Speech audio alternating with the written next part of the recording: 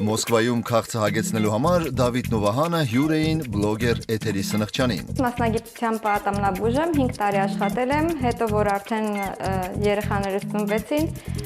չէի կարողանա դուրս գալ իմ աշխատանքին ու սկսեցի բլոգ վարել։ Բայց եւ այնպես ցանկացած ոլորտում։ Ուզեցել եմ հայի անունը բարձր պահեմ, թե որպես մայր, թե որպես կին, թե որպես հայ ընդհանրապես մարդ։ Ճաշացանկում։ Ուզում եմ պատրաստեմ իմ ամենասիրած գարնանային ճաշը, ձկով խաշլամա, դորադա ձկով խաշլամա, իսկականից իշխանով եմ պատրաստում, բայց այսօր իշխան չճարեցի։ Կոլեկտիվ աշխատանք խոհանոցում։ Ոնց են ասում աստվածվածքում, ով աշխատի նա կուտի։